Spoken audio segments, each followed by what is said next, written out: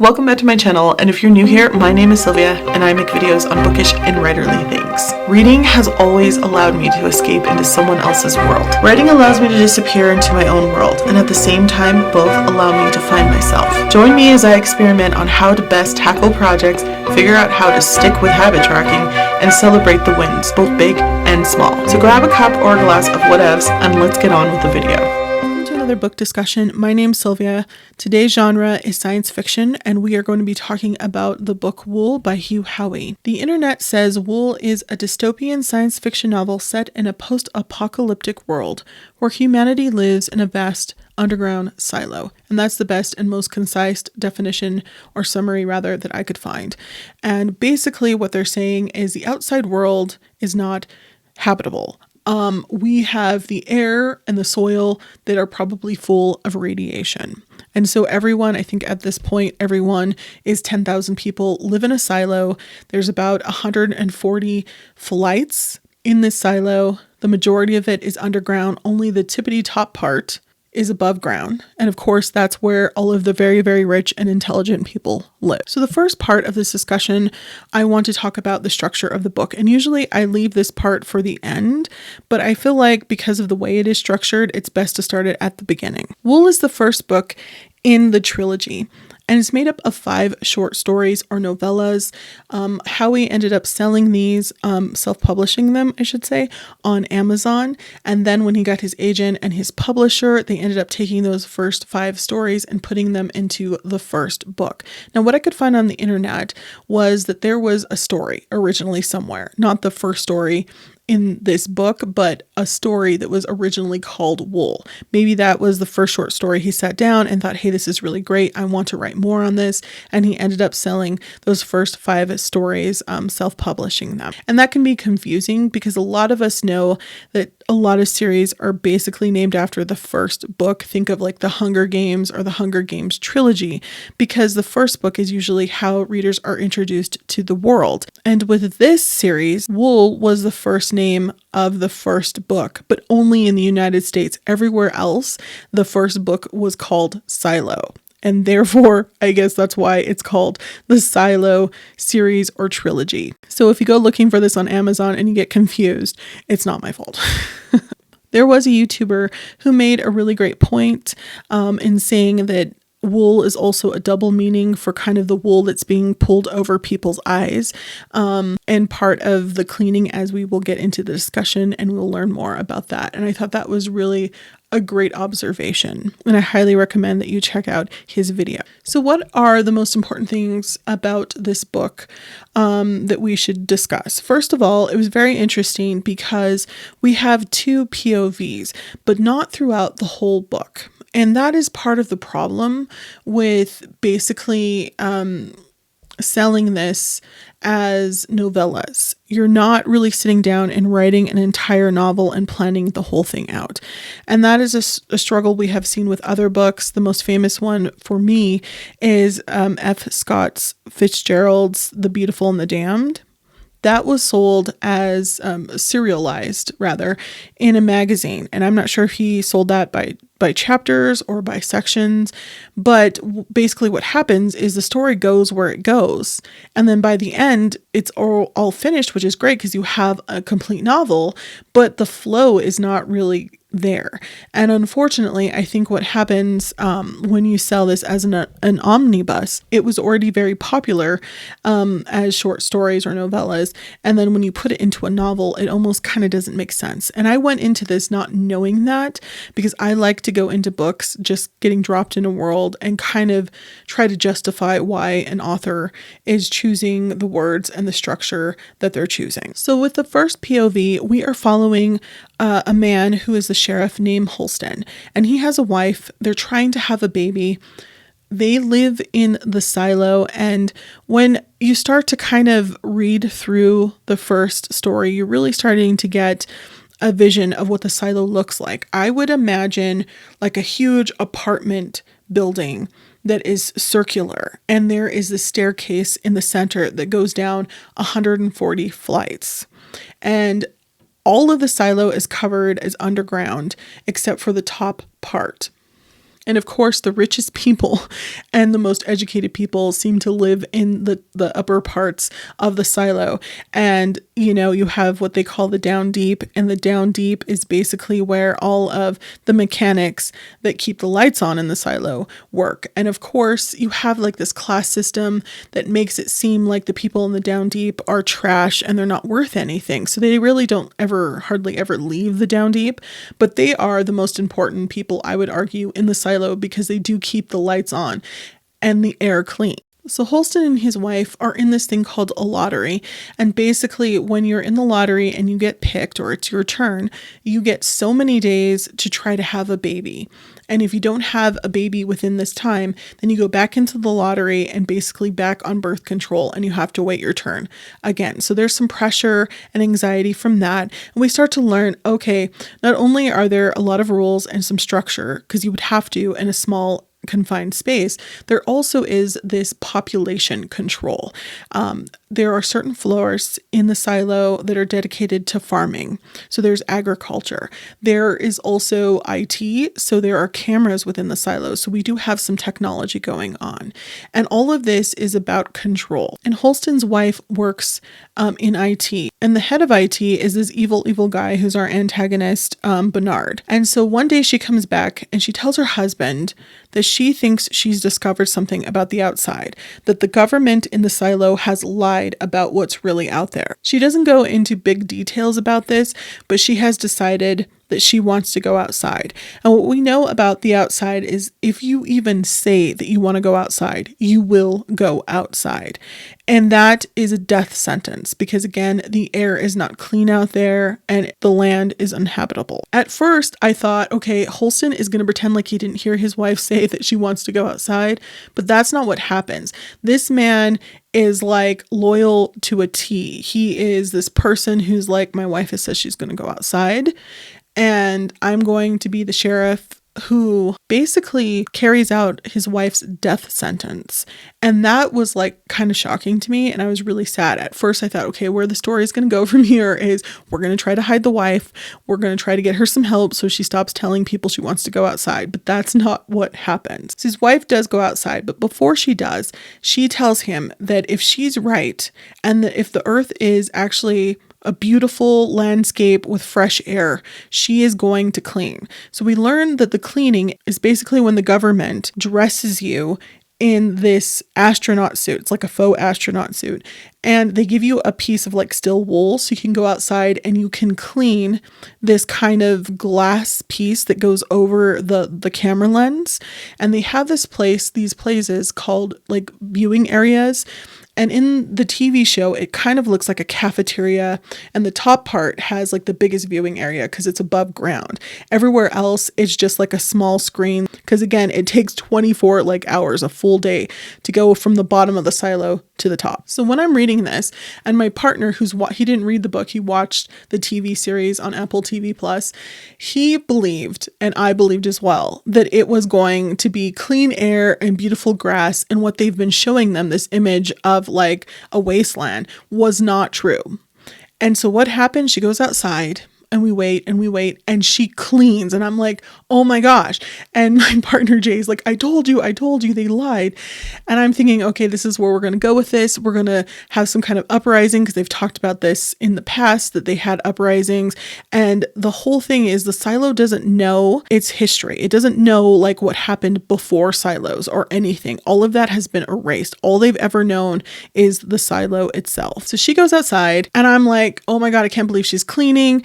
And she's going to go out and walk and it's going to be amazing. They're going to let her back in, or maybe they won't let her back in. That's what I'm thinking is going to happen this time. They're not going to let her back in, and everyone's going to fight that she should have to come back in and tell them what she's really seeing. But then she dies. And everyone was like sad and heartbroken after they were cheering that she cleaned, and maybe that meant that there was hope. The saddest part about it is her body just stays out there and they can all see it. And until it basically deteriorates, she is going to be visible through this viewing area, which is awful. And I don't remember if it happens in the book, but in the TV series, Holston is like telling Juliet, who is our second POV we're going to meet soon, that he only goes up to the viewing area at nighttime, where when he looks out, he can't see his wife's dead body, which is terrible. And at this point, as the reader and the writer, we know that this body's left there to remind people, hey, don't say you want to go outside, because you will, and then you will die. So it's really treated like a contagion. If you say you're going to go outside, maybe 4 people will say it, or 15 people. And so I believe that's truly why they have this like viewing area for people to remember, this is what it looks like outside. We're not lying. We're going to leave the dead bodies out there, so you remember that this could be you. So around the same time, Holston is investigating what Juliet down in the deep down has said is a murder. And he doesn't understand why she thinks it's a murder, but it's part of his job to find out. After a while, he gets really sad and depressed, and he just wants to go outside and be dead with his wife. He's lonely. He's heartbroken. He doesn't have any children to live for at this point. So he decides he wants to go outside, and he says it, and people are like devastated because they love him as a sheriff. Now, before he goes, he ends up leaving a letter to the mayor, Mayor Johns, to say that he has decided that Juliet down in the down deep should be the new sheriff. So we have everything kind of being crazy and an uproar because they have 2 cleanings closely together, and he's getting dressed in this faux astronaut suit and being sent out. And we think, okay, well, the same thing's going to happen to him. But when he gets out there, he decides to clean. And we're like, why is he cleaning if he's not seeing the destruction that's outside? We're like, what is happening? Well, what ends up happening, and we had this argument in my book club because it happened so fast, I couldn't remember, and a couple people weren't sure if they remembered right either. Basically what I think happens, either, I can't remember if he falls and he cracks his, like his view, it's like a viewfinder within his helmet suit. If it cracks, and he kind of can see what's really happening, or if he gets further out to go see his wife where she died, and he loses the signal that's coming from the silo, but something like that happens, and he ends up not seeing that beautiful picture of grass and beautiful like birds and butterflies and all of that stuff. That ends up like going away and kind of glitches, and he sees what everyone else sees in the viewfinder, which is just like a wasteland. And he ends up dying right next to his wife. Then we move over, we switch to POV 2. And again, at this point, I'm like, okay, so is everybody going to like die? Whose POV it is after we get to like each story. Is that what's going to happen? I'm not sure. But we end up staying with Juliet Nichols, I believe is her last name, throughout the whole thing. So Juliet meets the mayor and a deputy, and both of them are older in age, probably like I think in their 60s is what it said, maybe their 70s. And they walked these flights of stairs, 140 to the down deep, which is crazy to me. And there are actually these cool little rest stops where you can stop and eat on between so many floors, which I thought was really cool, and you can stop for water and stuff like that. At this point, because they're spending a lot of time on the stairs to go and meet Juliet down in the down deep, because she has been named as the next sheriff by Sheriff Holston, who has decided to clean because his wife has passed, you start to really think like, okay, this place has cameras, it has agriculture, and it has some kind of filtration system so they can drink water and they can breathe clean air. Why do they not have an elevator? And you start to realize that this is also part of control. They want to keep the class system and they want to keep them separate. So it's like you have the very, very rich and intelligent on the top parts of the silo, and then it goes down from there. And the down deep, they claim, are like the lowest of the low, but in reality, they're the ones keeping the lights on, the air clean, the water clean.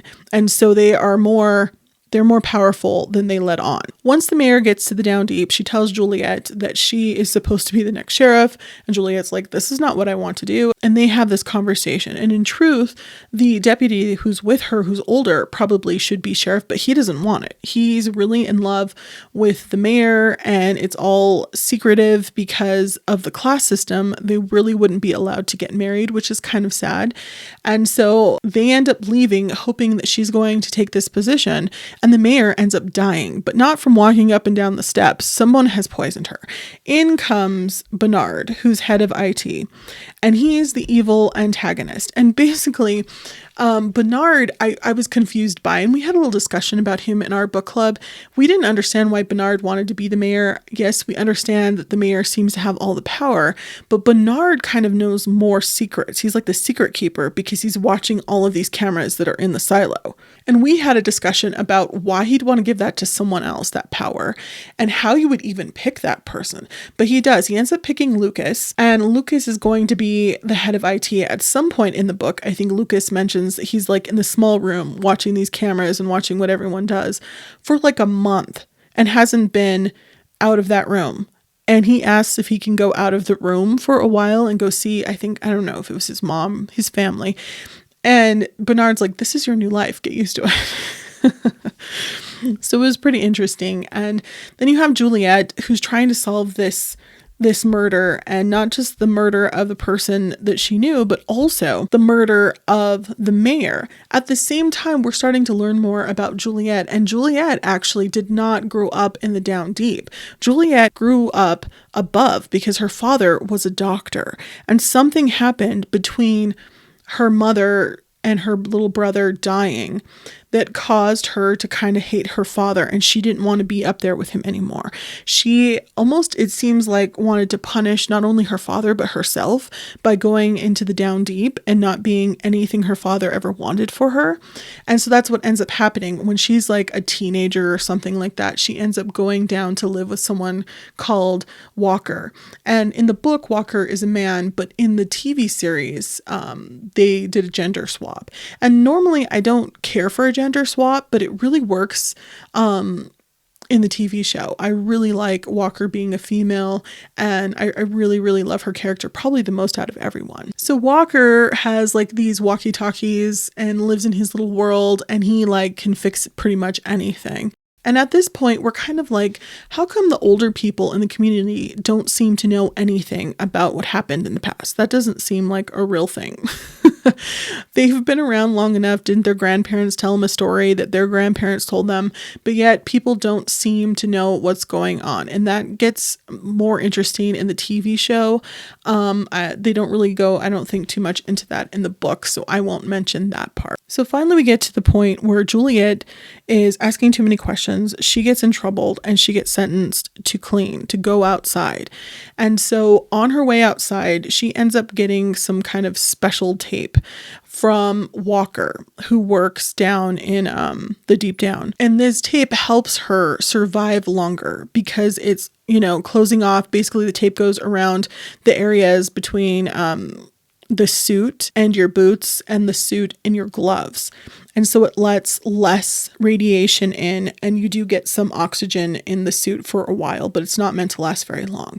And what ends up happening is she goes outside, she sees the same picture through her viewfinder everyone else sees of this beautiful, amazing place. But as she gets further out, it starts to break up and she loses the signal, and she sees that it is a wasteland like they have been showing every single day that she's lived in the silo. So she ends up not cleaning, and people are shocked when she drops the steel wool piece that cleans like the little piece of plastic on the outside protecting the lens. And then she shocks people by going further and passing Holston and his wife, who are laying dead on the ground, and going over the little hill that stops them from seeing further than, I don't know, maybe like 100 feet. She goes over the hill and people are losing their shit, which is hilarious to see in the TV show and really fun to read in the book. And so she ends up finding another silo not too far. And when she goes into the silo, she ends up meeting someone called Solo. And he's named himself Solo because he's the only one there, which is hilarious. And he's very funny in the book and very funny and interesting character in the TV show. She's learned from Silo that there was an uprising, which they have talked about and have always feared in her silo. And because of this, it seems that the people who were in the down deep ended up flooding the place or turning off the engine. And so the majority of the silo is underwater, and this is Silo 17. She comes from 18.